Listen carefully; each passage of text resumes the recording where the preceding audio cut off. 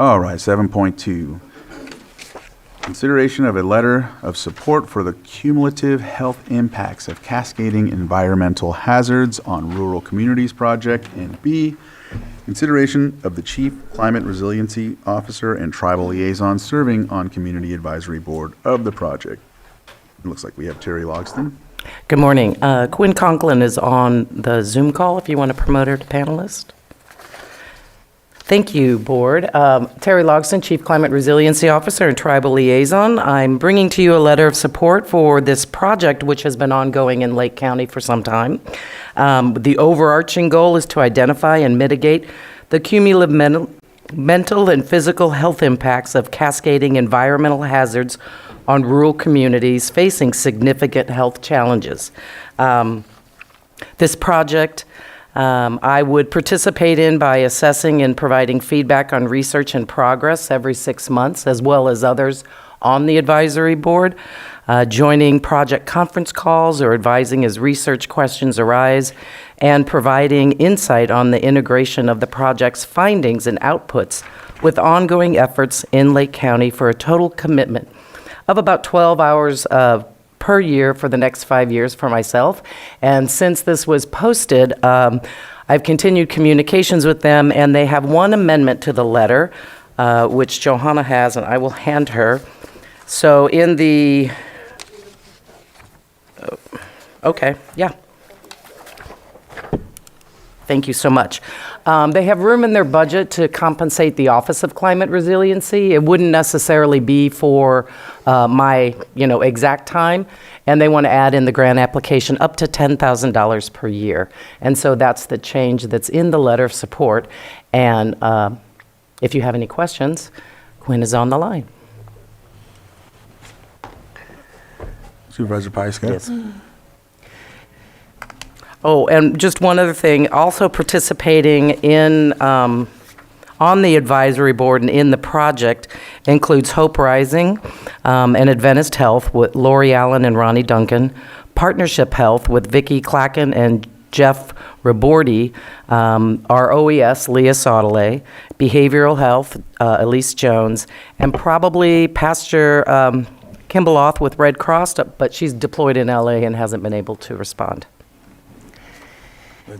Yeah, so before we open it up to our speaker, I just wanted to say, we are always talking about the cumulative effects of all these disasters on our community members. We know everyone's been evacuated. We know everyone has to deal with smoke and the heat domes and the heat events and the flooding, and it wears very heavily on our population. The people in Lake County have been through a lot, and this is a way for us to quantify that with data so that we can start looking for the resources to assist, because we know that these are issues that are only multiplying and it's a part of our life now, and so we need to figure out how we can support our residents in a way that will help promote their well-being when we're faced with these difficult circumstances. So I'm grateful that we've got some research and we can finally get the data to quantify that. Exactly. Any other comments from the board? And okay, go ahead, Supervisor. No, let's go ahead. Okay, do you want to speak, ma'am? Yes, thank you for having me. I'm not entirely sure how long I have, so I will give you a very brief overview, and if you have questions, I'm happy to stay as long as it takes to answer those. And so my name is Quinn Conklin. I am a member of the research group, but I am also a former resident of Middletown and someone who family lost their home in the Valley Fire. So all of this is particularly close to my heart. And the goal of the project is to build on work that this team has already been doing in the area for the last 4 to 5 years, documenting and monitoring continuing climate and environmental hazards post-wildfires, and linking those cumulative effects to ongoing mental and physical health consequences in the area. And there are several community involvement tasks built into the design of the proposal.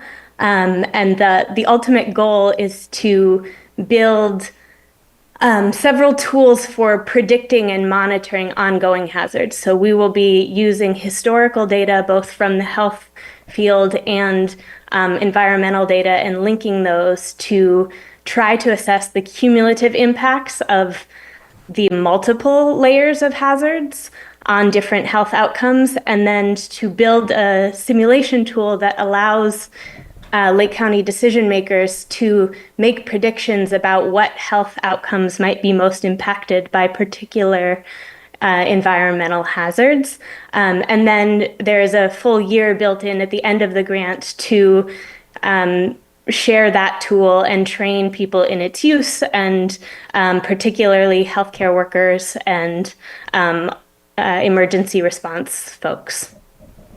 So I'll pause there if you have any further questions. Supervisor Sabatier?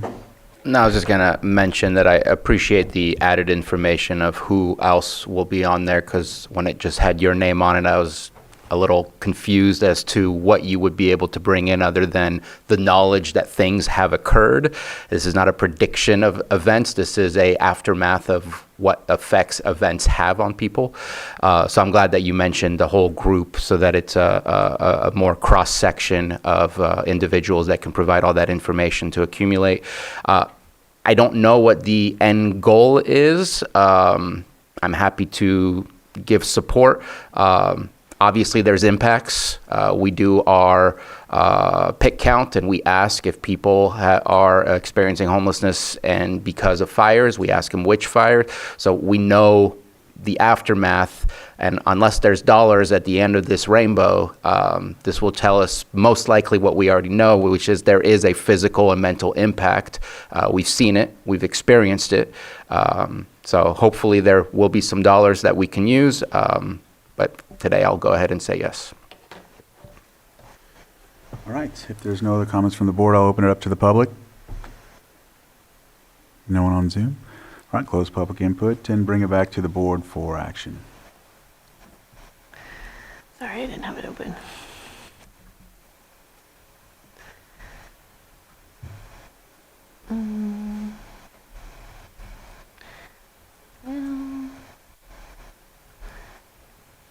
Okay. Okay, Mr. Chair, I move that we approve the letter of support for the cumulative health impacts of cascading environmental hazards on rural communities. As amended. As amended? Authorize the chair to sign? All right. Second. I have a motion and a second. All in favor? Aye. Aye. Any opposed? Motion carries. B, Thank- consideration of the Chief Climate Resiliency Officer and Tribal Liaison serving on Community Advisory Board of the project. I have a quick question before I second that. Today we are talking very specifically about Ms. Logston's involvement. All of the others have already agreed, or are we kind of also pushing them into a advisory board with all the names that have been put out? That's a good question. I don't have the answer to that. Okay. I can clarify that. Elise Jones has submitted a letter. The Office of Emergency Services have submitted their own letter. And Hope Rising is providing their letter today as well.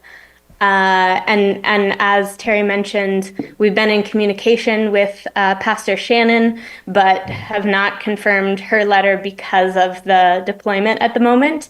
And we are also waiting for approval from Partnership Health as well. So some of the letters are expected to come today, but we do have commitments from Behavioral Health, Hope Rising, and the Office of Emergency Services. And I appreciate that you mentioned the letter from Behavioral Health, because that's really the only one that I just didn't want to impose without, if they already volunteered themselves, then at this point I don't feel like I'm imposing. So second. Actually, Mr. Chair, if I may, just for further Yes. clarification, that would be the motion to approve the Chief Climate Resiliency Officer and Tribal Liaison to serve on the Community Advisory Board of the project. Yes. All right, motion and a second. All in favor? Aye. Any opposed? Motion carries. Thank you, Terry. Thank you.